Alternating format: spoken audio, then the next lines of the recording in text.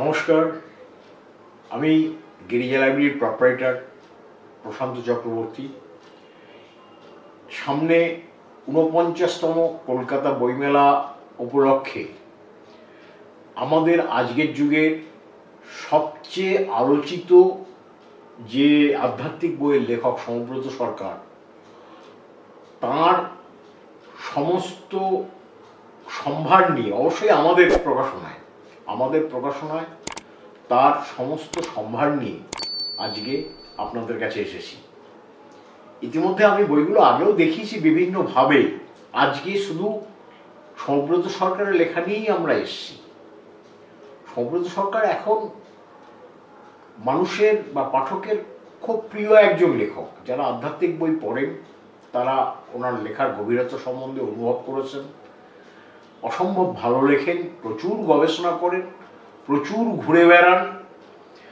তা সেই সমব্রত সরকারের আমরা 10টা বই প্রকাশ করেছি পর্যন্ত। তার মধ্যে 4টে বই এবছরেই প্রকাশিত হয়েছে। এবছরে আমরা যেটা আশা করছি, একটা বই যেটা আমি এর আগেও বলেছি আপনাদের, সূক্ষ্ম দেহের মহাত্মারা। এই যে বইটা দেখেছেন, আগেও হয়তো দেখেছেন, যারা দেখেননি আজকে দেখেন। সূক্ষ্ম দেহের মহাত্মারা। সূক্ষ্ম দেহ মানে আমাদের যে এই যে বিখ্যাত সাধক, তাদের দেহাবসানের পরে অনেকেই সূক্ষ্ম শরীরে এই পৃথিবীতে ঘোরাফেরা করেন, সাধকদের সাধনায় যেমন সাহায্য করেন, আবার বহু মানুষের নানা উপকারে তারা এগিয়ে আসেন। সেই সমস্ত ঘটনাবলী নিয়ে কিভাবে আসেন, কেন আসেন, কিভাবে সাহায্য করেন, সেই ব্যাপার নিয়ে এই সূক্ষ্ম দেহের মহাত্মারা। আমি ভূমিকা থেকে একটু বলছি। সিদ্ধ মহাত্মাদের দেহটা সদা মুক্ত শরীরে দেহহীন অবস্থার মধ্যে তারা সবসময় রহস্যময় অলৌকিক কার্যক্রম সম্পন্ন করতে সক্ষম থাকেন। এই দেহগুলোর ছায়াও পড়ে না। এই বইতে ধরা রয়েছে সূক্ষ্ম দেহের মহাত্মাদের নানান অতীন্দ্রিয় শক্তির অত্যাশ্চর্য রহস্যময় ও অলৌকিক কার্যক্রম। পড়তে ভীষণ ভালো লাগবে। এর আগেও আমি বলেছি, যখন পাণ্ডুলিপিটা প্রথম আসে আমার পড়তে পড়তে খুব ভালো লেগেছিল, শিউরে উঠেছিলাম। এরকমও ঘটনা ঘটে, এই বইটা না পড়লে আমি জানতাম না। আমি এত আধ্যাত্মিক বই পড়েছি, কিন্তু এই সূক্ষ্মদেহীরা কিভাবে আমাদের দৈনন্দিন জীবনে জড়িয়ে আছে, এটা না পড়লে আমি জানতে পারতাম না। আপনারা যারা আগ্রহী তারা এই বইটা পড়তে পারেন। আশা করছি এই বইটা এবার কলকাতা বইমেলায় আমাদের অন্যতম বেস্ট সেলারের একটা হবে। আপনারা এই বইটা দেখতে পারেন। নেক্সট হচ্ছে অদৃশ্য আনন্দমঠ ও রহস্যময় সাধক সাধিকারা। অদৃশ্য আনন্দমঠটা কি না, আমাদের এই বইটা দেখে নিন ভালো করে। অদৃশ্য আনন্দমঠ ও রহস্যময় সাধক সাধিকারা। গঙ্গাসাগরের কাছে জ্ঞানগঞ্জের মতো একটা স্থান আছে, সেটাই হচ্ছে অদৃশ্য আনন্দমঠ। এটা সবাই দেখতে পারেন না, সবাই সেখানে যেতে পারেন না। ওখানকার সাধকদের, যেমন জ্ঞানগঞ্জের সাধকদের সাহায্য ছাড়া জ্ঞানগঞ্জে কেউ যেতে পারেন না, ঠিক তেমনি এখানে ওখানকার সাধকদের বা খুব উন্নত আত্মা ছাড়া এখানে প্রবেশাধিকার পান না। তাই এই বইতে সেই অদৃশ্য আনন্দমঠের রহস্যময় সাধক সাধিকাদের কথা যেমন আছে, আরও অন্যান্য বহু ঘটনাবলী নিয়ে এই অদৃশ্য আনন্দমঠ ও রহস্যময় সাধক সাধিকারা। আপনারা এই বইটা পড়তে পড়তে একটা অদ্ভুত জগতে পৌঁছে যাবেন আশা করি। আমার তো খুবই ভালো লেগেছে।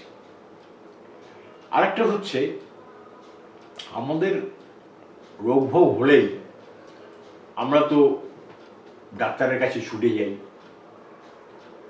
তা তান্ত্রিক পদ্ধতিতে খুব সহজ সরলভাবে কিছু ঘরোয়া চিকিৎসা আছে।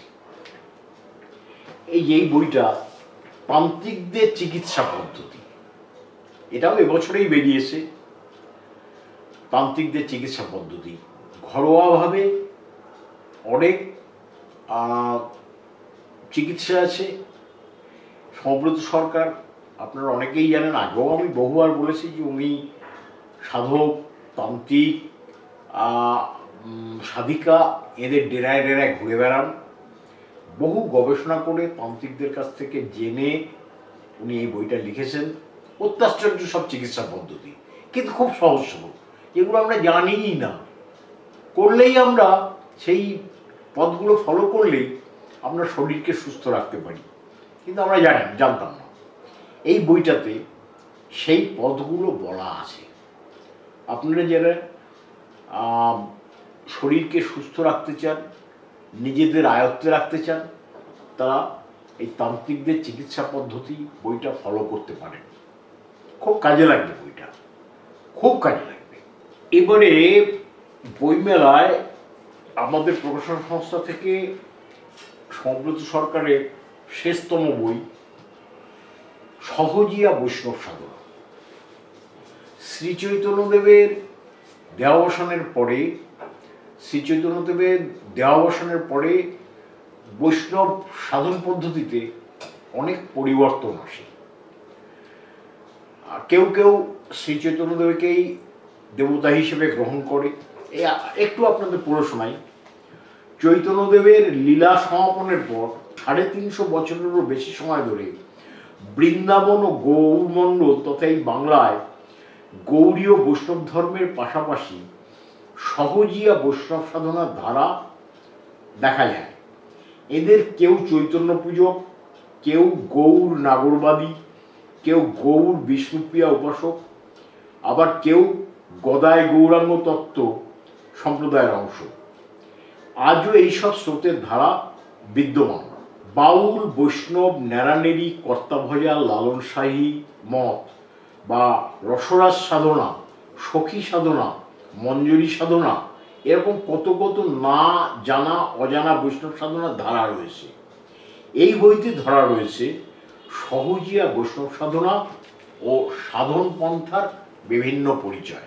যারা সহজিয়া বৈষ্ণব ধারা সম্বন্ধে জানতে চান বা যারা আগ্রহী, তারা এই বইটা দেখতে পারেন।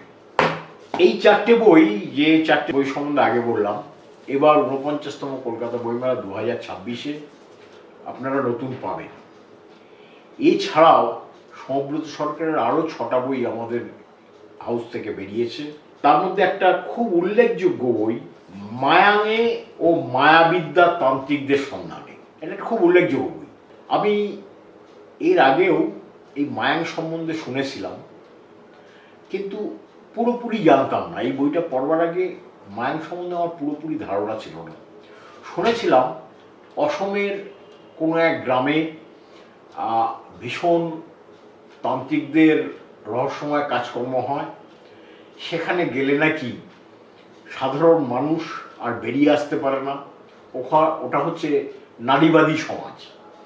ওখানে নারীরা পুরুষদের ভেড়া বানিয়ে রেখে দেয়। যারা একবার ওই খপ্পরে গিয়ে পড়েছে তারা আর ফিরে আসতে পারে না, এরকম জানতাম। তো যখন সৌব্রত সরকার আমাকে মায়াং সম্বন্ধে এই ম্যানুস্ক্রিপ্টটা দিলেন, আমি খুব আগ্রহ নিয়ে পড়তে শুরু করলাম।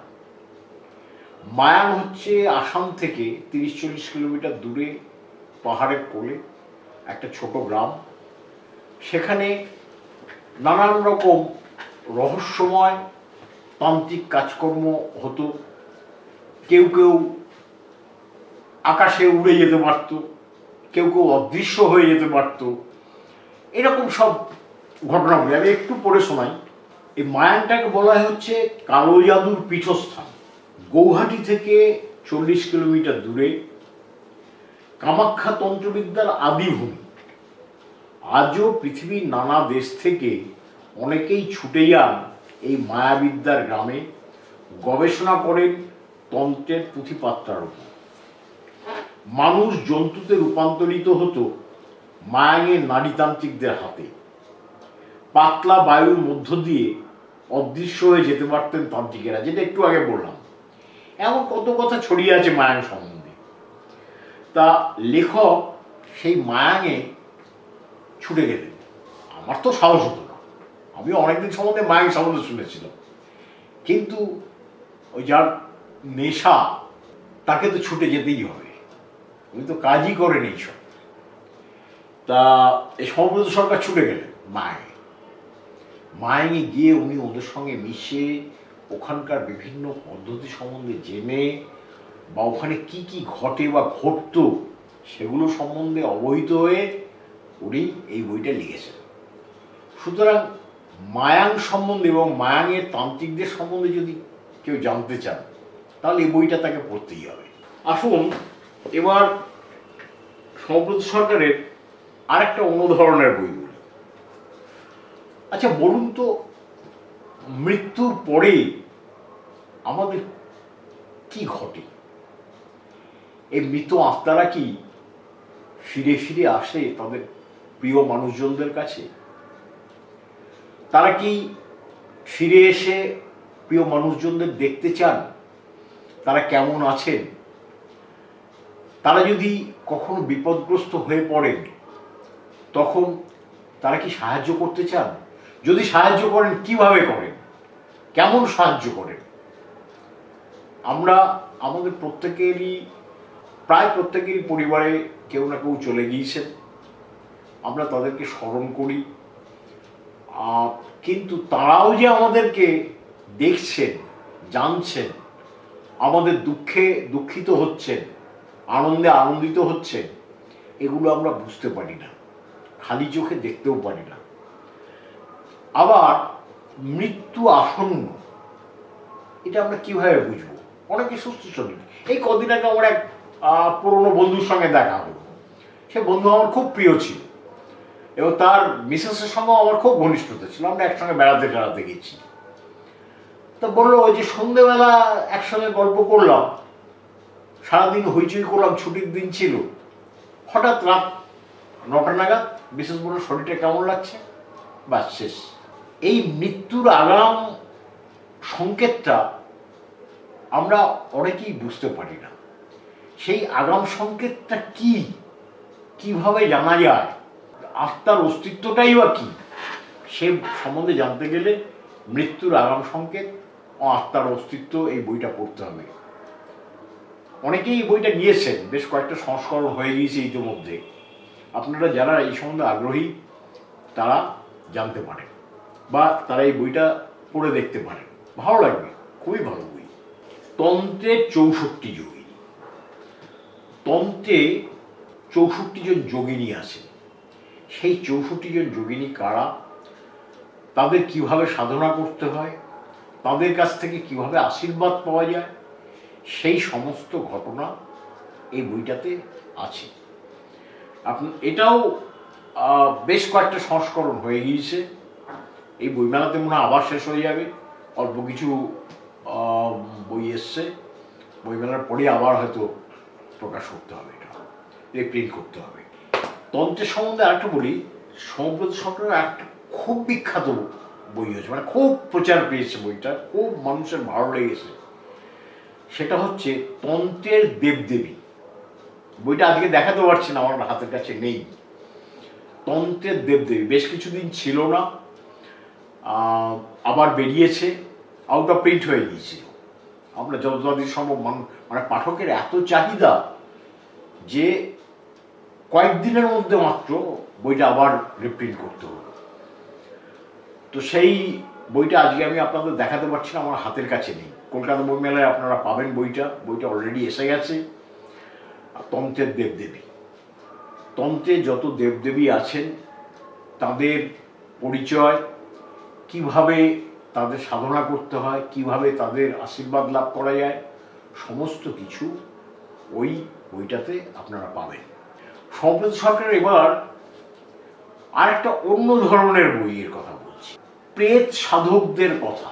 এই প্রেত সাধকদের কথা, প্রেত সাধকদের মানে প্রেত সাধনা আমাদের ভারতবর্ষের বহু প্রাচীন সাধনা। এই বইটির সম্বন্ধে একটু বলি। প্রেত সাধনা প্রাচীন ভারতভূমির নিভৃতচারী মুনি ঋষিদের সাধনা। অতি গোপনে বহমান সেই সাধন দ্বারা অদ্যাবধি ছড়িয়ে আছে ভারতের নানা গুপ্ত তন্ত্রপীঠে ও তিব্বতী সাধুদের ডেরায়। প্রেতসিদ্ধ ও প্রেতযোগিনীদের সন্ধানে লেখককে ছুটে যেতে হয়েছিল ভারতবর্ষের নানান দুর্ভেদ্য স্থানে। দীর্ঘদিন ধরে প্রেত সাধুদের সঙ্গ করে সেই অভিজ্ঞতা নিয়েই লেখা হয়েছে এই বইটা।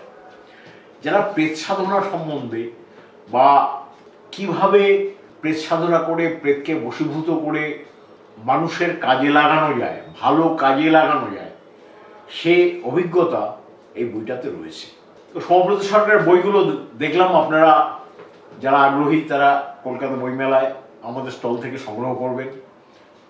আমি বারবারই বলেছি, আবারও বলছি যে 49তম কলকাতা বইমেলায় আমাদের স্টল নম্বর 255, 5 নম্বর গেট দিয়ে ঢুকেই ডান হাতে, আর 4 নম্বর গেট দিয়ে ঢুকে বাঁ হাতে।